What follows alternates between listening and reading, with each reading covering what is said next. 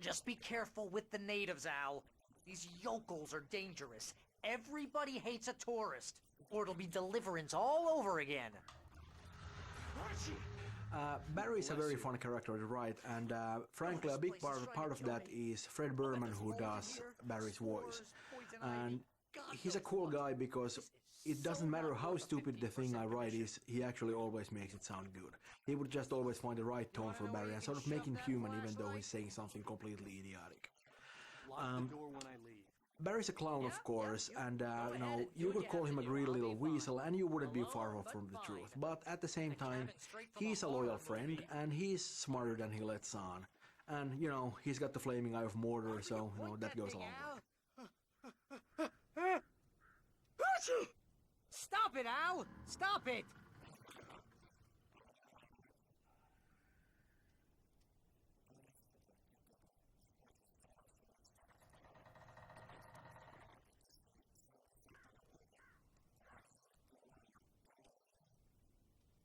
You're giving me a migraine, Al. You know I'm useless with a migraine.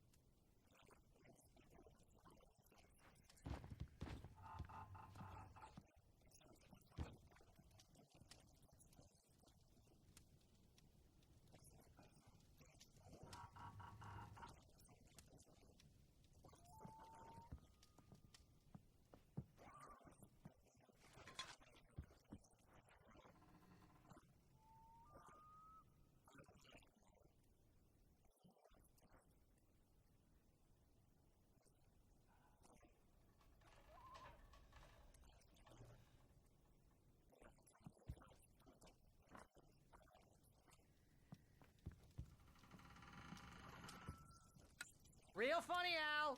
Real funny. Ha ha! Thank you. I'll just sit here in the dark till you come back. Or until I get eaten by a grue.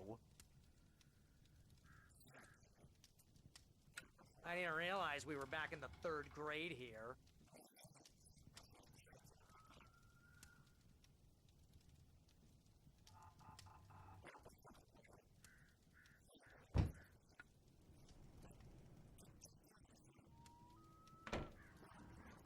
Seriously, cut it out, Al. My nerves are shot.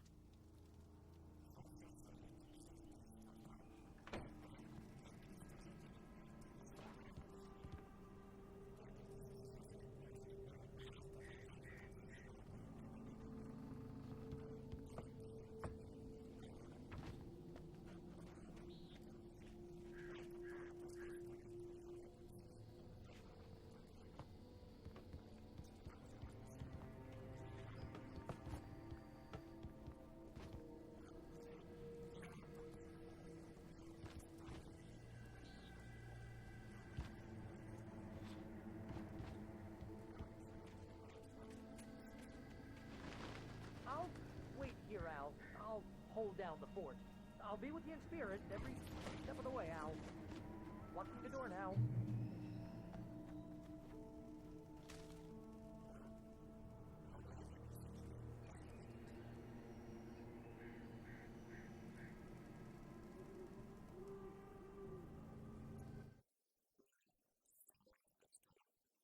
Barry had never gotten along with Alice, but he knew Alan loved her with an almost frightening intensity. And now something had happened to Alice.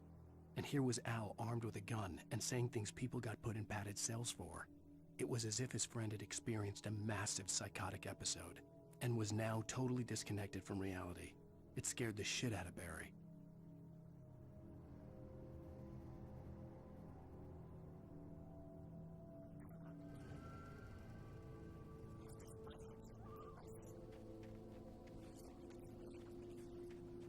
I knew I should have gone to the cops.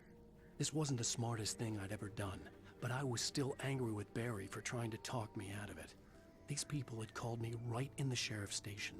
The cops wouldn't scare them, and they had Alice.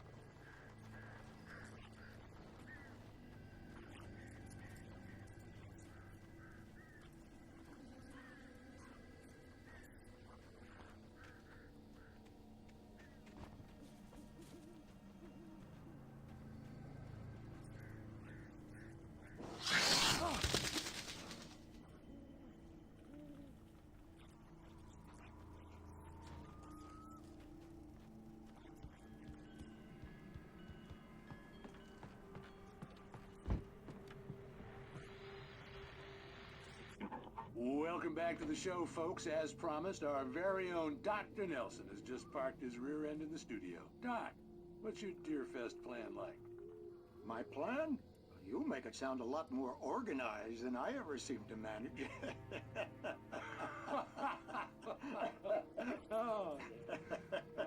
No plan, really. Just taking the atmosphere. I'm getting a little too rickety to do much more than that, you know. Oh, tell me about it. No sack race for us older gentlemen, huh? Yes, exactly, Pat. But I'm gonna check out the parade, of course. And I'll be one of the pie contest judges, too. Well, that takes a different kind of constitution. Oh, yeah. It's my kind of exercise. Now, Doc, seriously, you're in pretty good shape, though. You're the outdoors type. I know for a fact you're an avid fisherman. That's right. Matter of fact, just caught a heck of a largemouth bass early this morning. But you're not taking part in the fishing contest? No, not this year. See, Pat, I'm just not that competitive anymore. Now I just like to take my time and enjoy the peace of it. It's no fun if I need to worry about what I'm catching, you know? Well, considering your track record, the participants are probably pretty happy you feel that way. Well, Pat, that's kind of you to say.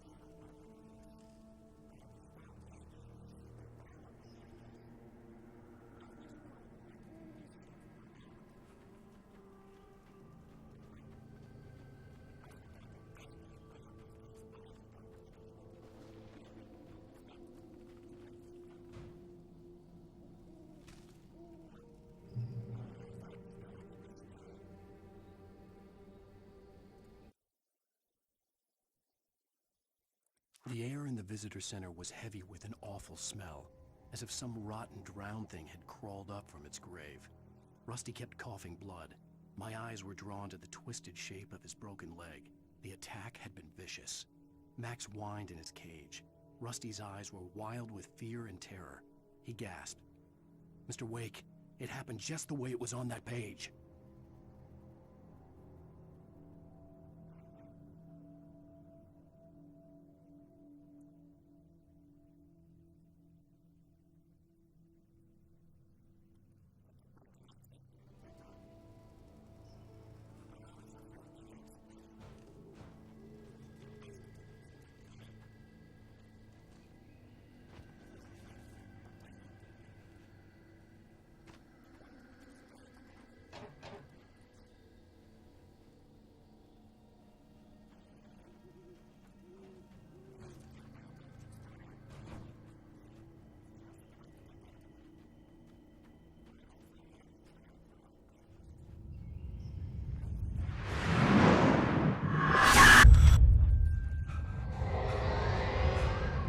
The vision left me weak.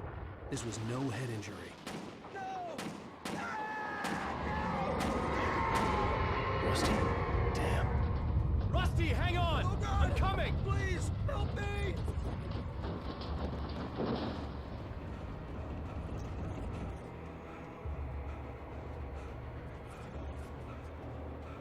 Anybody? Help me! Help me! Can you hear me? Anyone? Please help!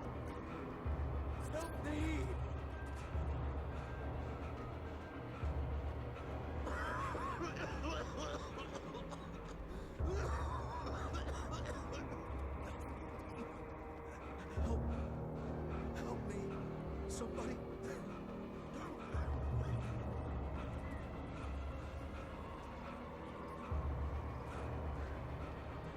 Hello?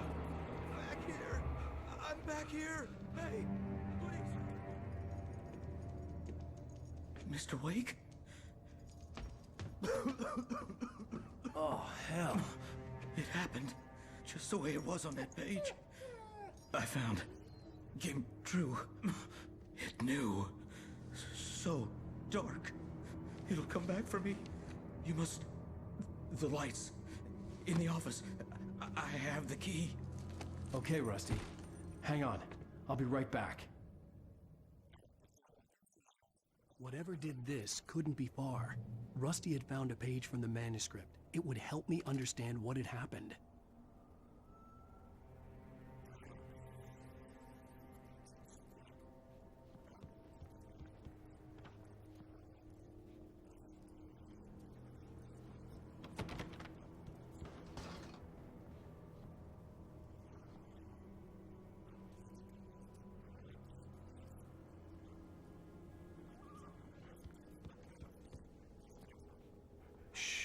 Good boy.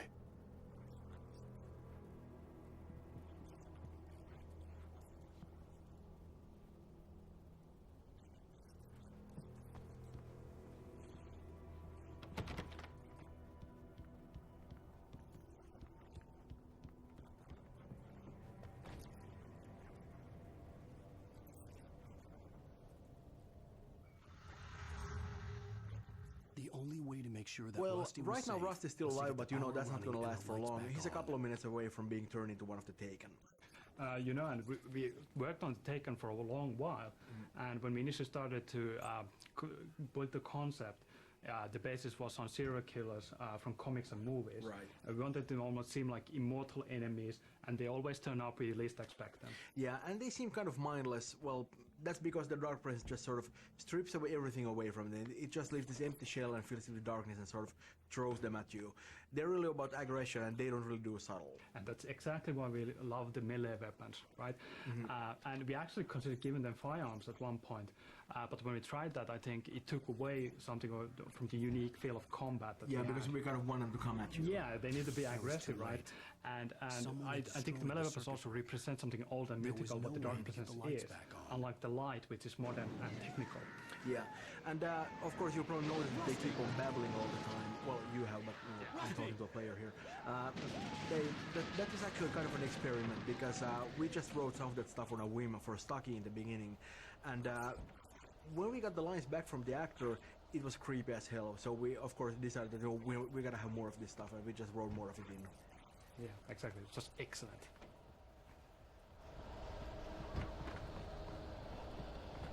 The ground was covered with oily patches that looked like liquid darkness.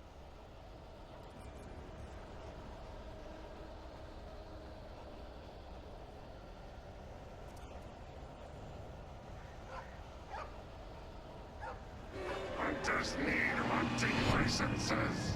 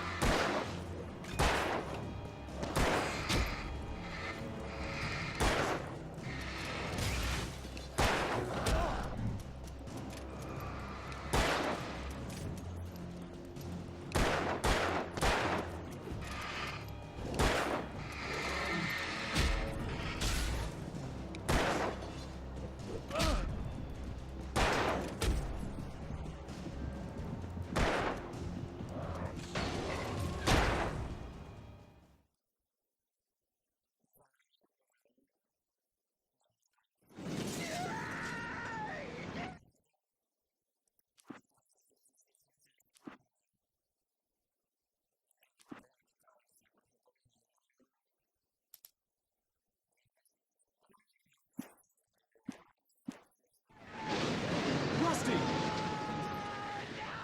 Rusty!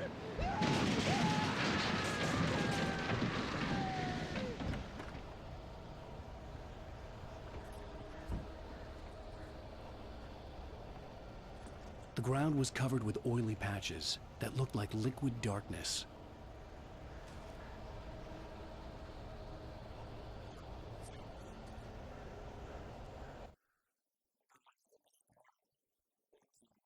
The visitor center was sturdy, but the impact turned the front of the building into splinters. Rusty was thrown across the lobby like a rag doll and hit the far wall hard. It didn't hurt until he tried to move and saw his leg bend the wrong way, felt the broken ribs stabbing him on the inside. Rusty howled in pain and fear, suddenly afraid to die alone.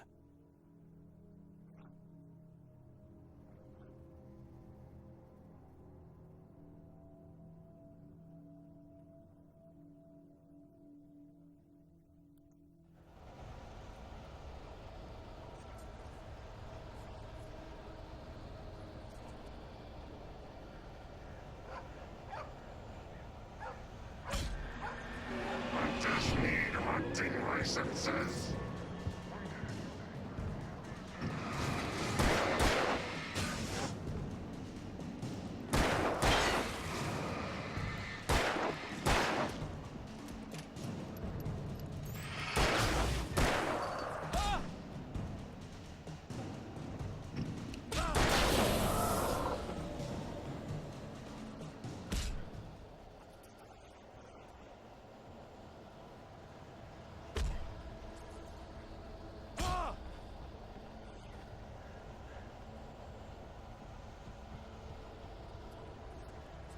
Something had torn a mammoth-sized hole in the wall. Please don't feed the animals. Fishing Is only permitted for those visitors who purchase a park fishing. license. Obey The park ranger's instructions.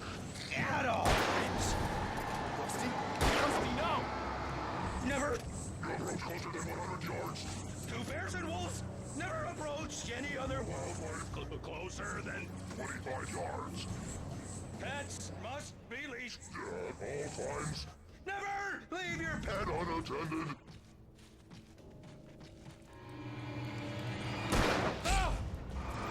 It is Against the law. to remove any Natural objects. or historical artifacts from the park. Grounds.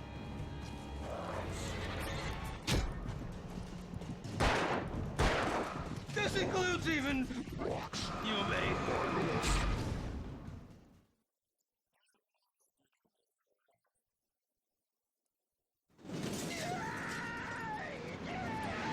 Rusty! Rusty!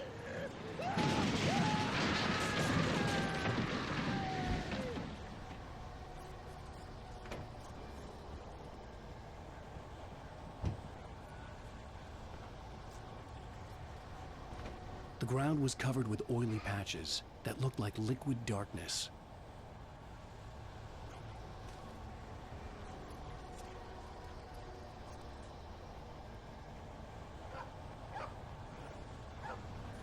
Hunters need hunting licenses.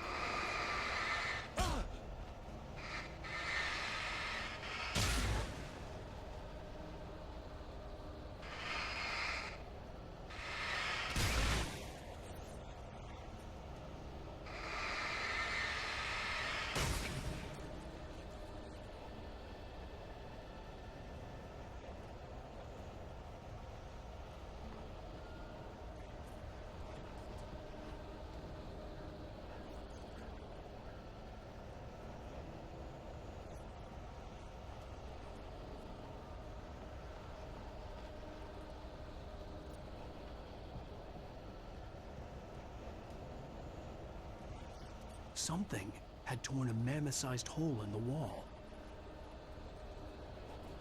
Please Don't feed the animals. fishing Is only permitted for those visitors. who purchase a park Fishing. license. Obey! The park ranger's instructions. At all times. Rusty? Rusty, no! Never. You approach closer than 100 yards. Two bears and wolves. Never approach any other wildlife closer than 25 yards. pets must be leashed. At all times. Never leave your pet. Pet unattended.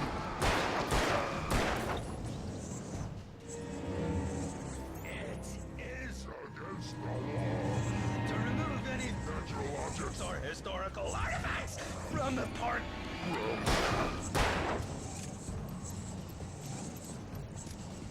This includes even Rocks. you may, Find along the river. or even simple berries.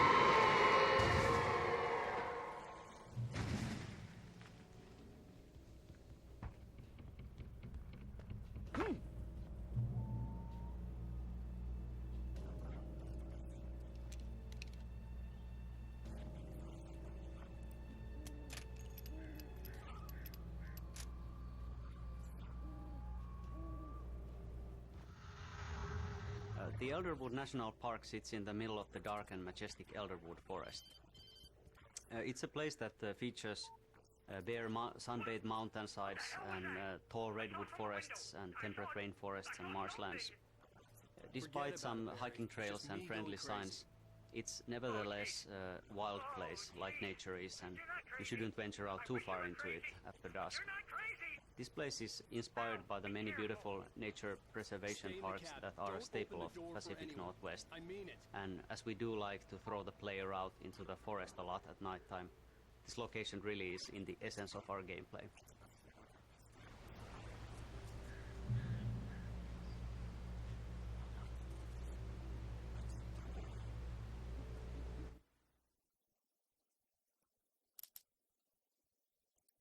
In that last instant of consciousness, Rusty thought about Rose.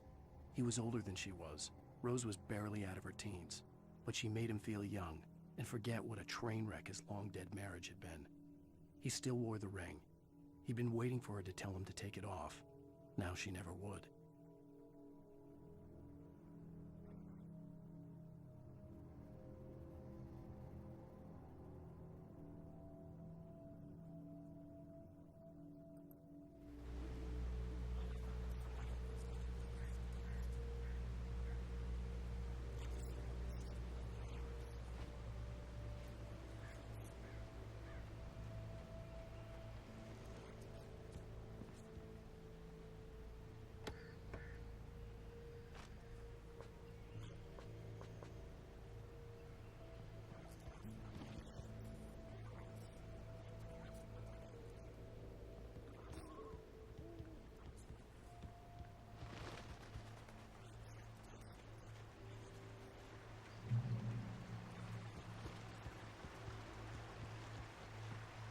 Lover's Peak was at the far end of the nature trail.